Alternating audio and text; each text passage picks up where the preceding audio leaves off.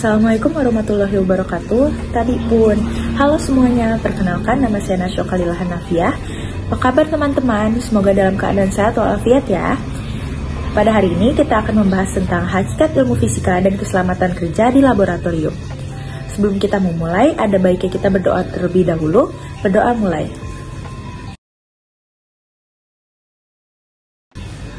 Berdoa selesai. Hari ini aku akan membahas 35 soal tentang materi hakikat ilmu fisika dan keselamatan kerja di laboratorium. Langsung kita masuk ke latihan soalnya ya. Soal yang pertama adalah perkembangan bidang sains dipengaruhi oleh perkembangan bidang-bidang ilmu yang lain. Pada awalnya, bidang ilmu yang berkaitan erat dengan bidang sains adalah A. Matematika, B. Kimia, C. Seni, D. Biologi, dan E. Fisika. Jawabannya adalah E. Fisika, karena bidang ilmu yang berkaitan erat dengan bidang sains adalah fisika, karena fisika adalah dasar dari semua ilmu. Kimia, biologi, dan ilmu-ilmu lainnya dibangun di atas pemahaman fisika. Soal kedua, perkembangan ilmu tentang listrik diawali dengan penemuan kelistrikan pada hewan. Hewan yang dijadikan percobaan pada saat itu adalah A. Ular, B. Tikus, C. Ikan, D. Belut, dan E. Katak. Jawaban yang benar adalah D. Hewan yang dijadikan percobaan dalam penemuan listrik adalah belut, karena ada macam belut yang bernama belut listrik yang jika dia merasa terancam akan menyengat musuhnya. Soal nomor 3, pada saat membuat sebuah bangunan, para arsitek berupaya agar bangunan yang dibuat dapat berdiri dengan kuat dan kokoh. Konsep fisika yang diterapkan dalam konstruksi bangunan tersebut adalah A. Energi dari bahan yang digunakan, B. Luas penampang bahan bangunan, C. Gaya-gaya yang bekerja pada sistem, D. Percepatan gravitasi bumi, dan E. Elastisitas bahan bangunan yang digunakan. Jawabannya adalah B.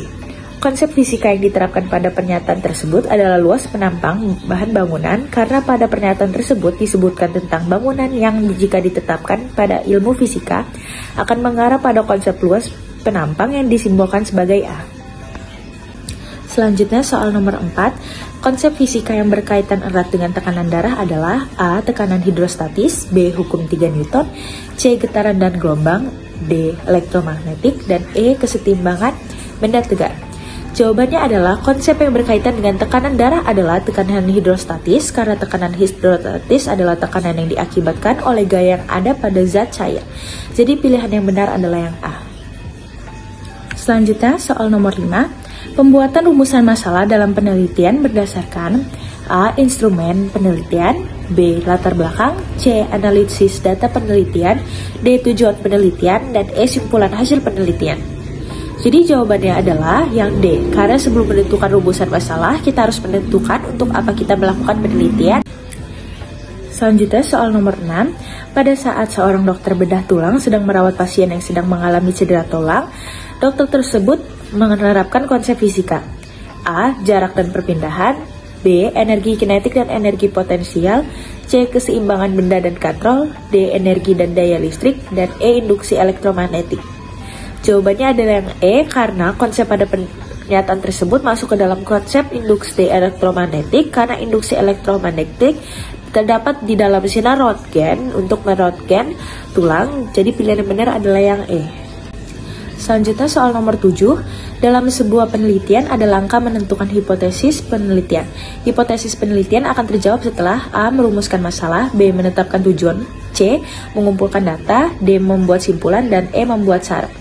Jawabannya adalah yang B, karena hipotesis penelitian akan terjawab setelah menetapkan tujuan, karena sebelum memberikan sebuah hipotesa harus diketahui dahulu tujuan untuk penelitian itu.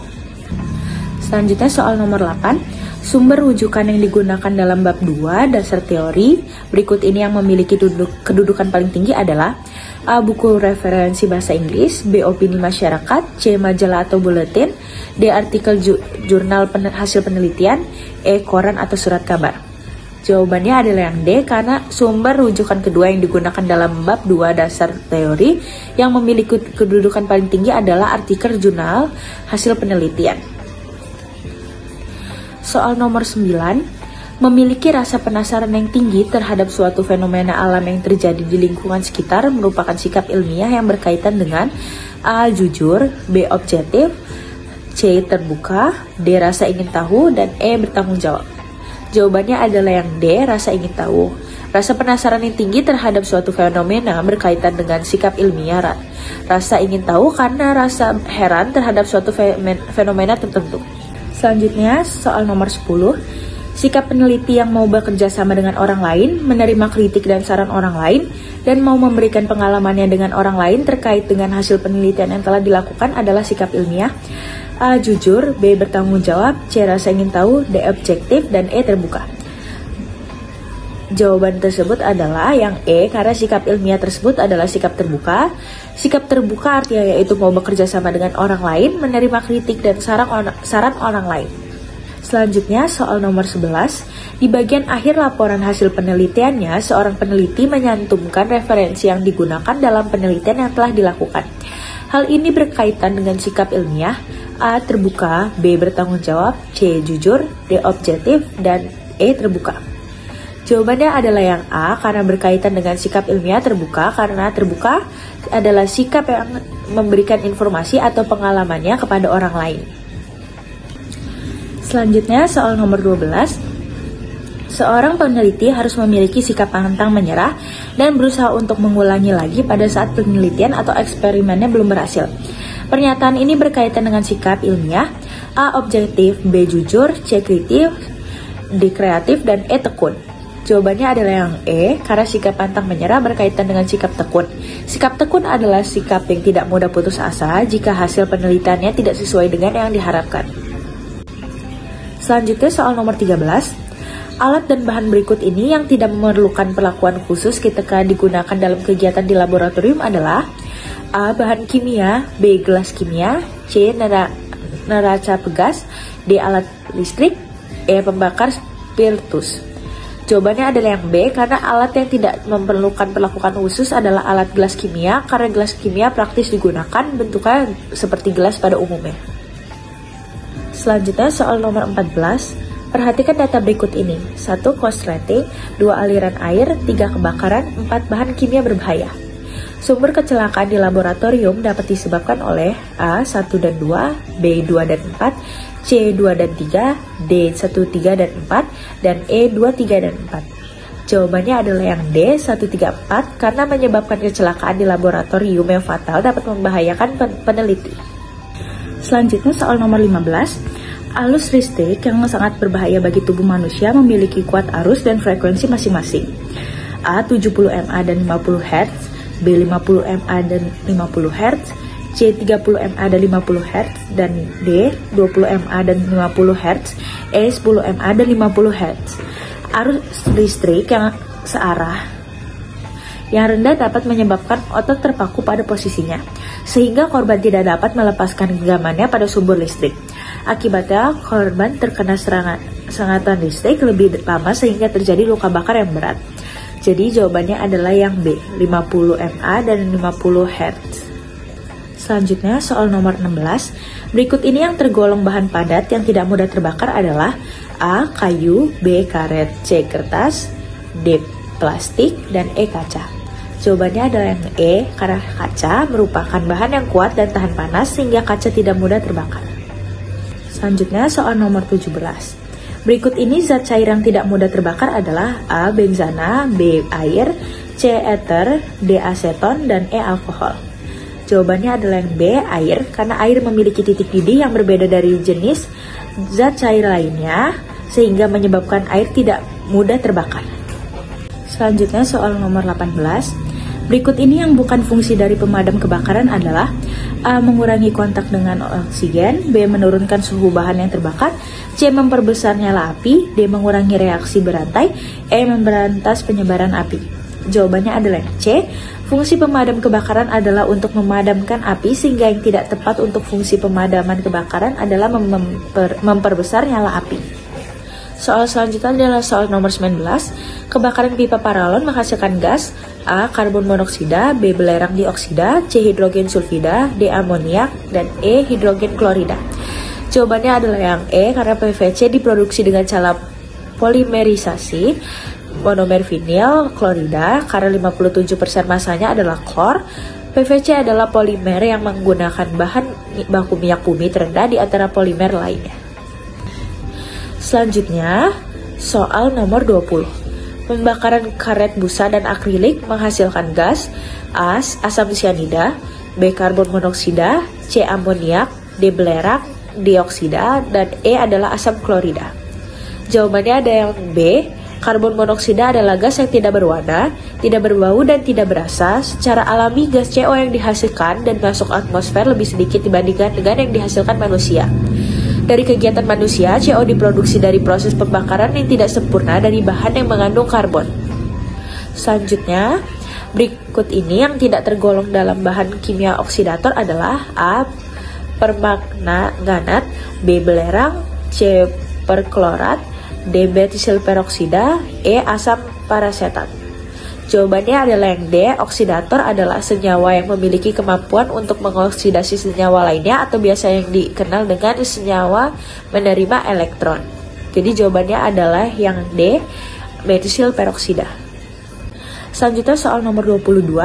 Bahan kimia padat yang mudah berkarat adalah A. natrium silikat, kalium hidroksida, dan kalsium hidroksida, B. asam klorida, asam sitrat, dan asam format, C. nitrogen oksida, klor, dan belerang dioksida, D. karbon disulfid, nitrogen oksida, dan asam format, E. nitrogen oksida, asam nitrat, asam klorida, dan kalium hidroksida. Jadi jawabannya adalah yang A, karena bahan kimia padat yang memiliki sifat korosif diantaranya adalah natrium silikat, kalium hidroksida, dan kalsium hidroksida. Jadi pilihan yang benar adalah yang A.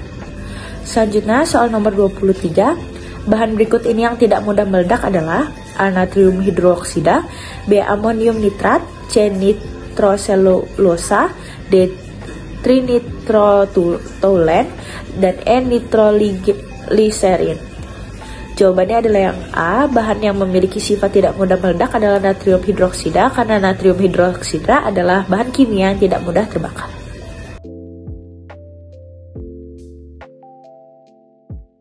Selanjutnya soal nomor 24. Bahan cair dan gas berikut ini yang tidak beracun adalah A. asam sianida, B. hidrogen, C. benzena, D. asam sulfida, dan E. metanol. Jawabannya adalah yang B, karena hidrogen adalah bahan cair dan gas yang tidak beracun, tidak berbau, dan tidak berwarna. Selanjutnya soal nomor 25. Bahan berikut ini yang tidak digunakan untuk menolong penderita yang mengalami luka bakar oleh api adalah A. vaselin, B. alkohol, C. minyak ikan, D. minyak kelapa, dan E. dikompreses. Jawabannya adalah yang B. Para penderita yang mengalami luka bakar oleh api sebaiknya tidak menggunakan alkohol karena alkohol merupakan bahan yang bersifat korosif dan menyebabkan iritasi hingga luka bakar. Selanjutnya soal nomor 26, yaitu fisika berkaitan erat dengan bidang ilmu yang lain. Jelaskan pernyataan tersebut dan berikan 4 contoh dalam kehidupan sehari-hari. Jadi, fisika berkaitan erat dengan bidang ilmu yang lain karena fisika adalah ilmu fundamental yang dimana berbagai bidang ilmu menerapkan asas atau prinsip fisika. Contohnya adalah bidang geologi di mana para ilmuwan di bidang tersebut menggunakan metode akustik, listrik, mekanika, dan gravimetri untuk risetnya. Selain itu, peralatan modern di rumah sakit menerapkan ilmu fisika seperti röntgen, radiologi, dan lain-lainnya. Ahli astronomi menggunakan prinsip fisika optik, spektrografi, dan teknik radio. Demikian juga ahli-ahli meteorologi, ilmu cuaca, oseanologi, ilmu kelautan, dan seismologi semua memerlukan ilmu fisika untuk melaksanakan tugasnya. 4 contoh fisika dalam kehidupan sehari-hari adalah peralatan röntgen di rumah sakit untuk kesehatan. Kita bisa memasak nasi kadar listrik, elektronika, mesin print dan fotokopi, elektronika, dan kacamata yang kita pakai karena optik. Selanjutnya soal nomor 27. Apakah perbedaan antara berpikir kritis dan kreatif? Jawabannya adalah berpikir kritis adalah proses yang secara intelektual aktif dan terampil mengkonseptualisasi, menerapkan, menganalisis, mengintensis, dan mengevaluasi informasi yang dikumpulkan berdasarkan hasil pengamatan, pengalaman, refleksi, penalaran, atau komunikasi sebagai panduan untuk melakukan tindakan. Sedangkan berpikir kreatif adalah menciptakan ide-ide atau karya-karya baru yang bermanfaat. Selanjutnya soal nomor 28. Bagaimanakah cara mencegah terjadinya kecelakaan yang disebabkan oleh listrik? Jawabannya adalah pencegahan kecelakaan yang ditimbulkan oleh arus listrik dapat dilakukan dengan cara menghindari kemungkinan tersentuhnya tubuh dari kabel yang teraliri arus listrik. Kabel-kabel yang terdiri arus listrik harus dalam keadaan terbungkus rapi dan rapat terlapisi isolasi. Jika ada stop kontak yang rusak, maka harus segera diperbaiki atau diganti. Selanjutnya soal nomor 29, kegiatan apa saja yang dilakukan dalam metode ilmiah? Jawabannya, ada 6 metode, yaitu merumuskan masalah, merumuskan tujuan dan hipotesis, mengumpulkan data, mengolah dan menganalisis data, membuat simpulan, dan menyusun laporan. Selanjutnya soal nomor 30, bagaimanakah cara menolong penderita yang matanya kemasukan asam dan brown? Jika mata kemasukan asam, maka cucilah mata dengan air dingin sebanyak-banyaknya, kemudian bilas dengan larutan 1% natrium bikarbonat yang dituangkan dalam gelas cuci mata. Jika mata kemasukan basah, maka mata dibilas dengan air dingin sebanyak-banyaknya, kemudian dengan larutan 1% asam borat yang dituangkan dalam gelas cuci mata. Mata yang kemasukan brown dapat dibersihkan dengan cara mencuci mata menggunakan air dingin sebanyak-banyaknya, kemudian dengan gelas pencuci mata dibilas dengan larutan 1% natrium bikarbonat. Selanjutnya soal nomor 31, bagaimanakah cara memberi pertolongan pada pasien yang matanya kemasukan benda asing?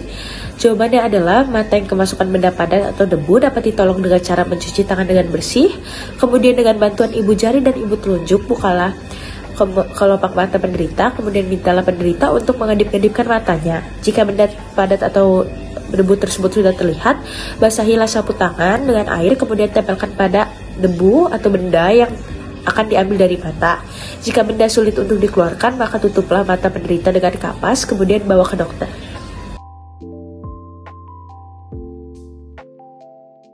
Selanjutnya nomor 32, bagaimanakah cara menolong pasien yang mengalami luka bakar oleh asam dan basa? Jadi yang pertama, jauhkan bahan kimia yang dapat menyebabkan luka bakar, lalu bilas bagian yang terkena luka bakar di bawah air mengalir selama 10-20 menit, lalu lepaskan pakaian atau perhiasan atau kain yang terkontaminasi bahan kimia di tubuh. Lalu, untuk menjaga kondisi luka agar tidak semakin parah, bungkus area yang terbakar dengan perban. Lalu, yang terakhir, jika luka bakar tidak terlalu dalam, Anda dapat menggunakan pereda nyeri seperti ibuprofen atau paracetamol. Jika luka tersebut sangat berat, maka tunggu petugas medis. Soal selanjutnya adalah soal nomor 33. Mengapa seorang peneliti harus cermat dan teliti dalam melakukan penelitian atau eksperimennya? Jawabannya, penelitian sangat memerlukan kecermatan dan ketelitian, karena jika tidak cermat dan tidak teliti, maka penelitian yang dilakukan bisa menjadi tidak valid. Begitu pula dengan cermat teliti dibutuhkan untuk kehidupan sehari-hari, agar dapat memilah dan memilih apa yang baik dan tidak dengan cepat dan tepat. Selanjutnya soal nomor 34, mengapa dalam penelitian perlu memperhatikan kelestarian lingkungan?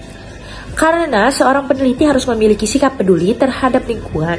Pada saat peneliti melakukan penelitian yang dimanfaatkan sebagai lingkungan sebagai objek, kelestarian yang dilakukan lingkungan harus diutamakan. Kegiatan penelitian yang dilakukan tidak boleh menyebabkan kerusakan lingkungan, baik yang berkaitan dengan hewan maupun tumbuh-tumbuhan. Soal yang terakhir, mengapa sikap jujur sangat penting? Apa yang terjadi jika penulisan data hasil penelitian dilakukan tidak jujur? Jawabannya adalah peneliti harus jujur dalam mengambil dan mengolah data penelitian. Tidak boleh ada pemalsuan atau manipulasi meskipun hasilnya tidak sesuai dengan keinginannya.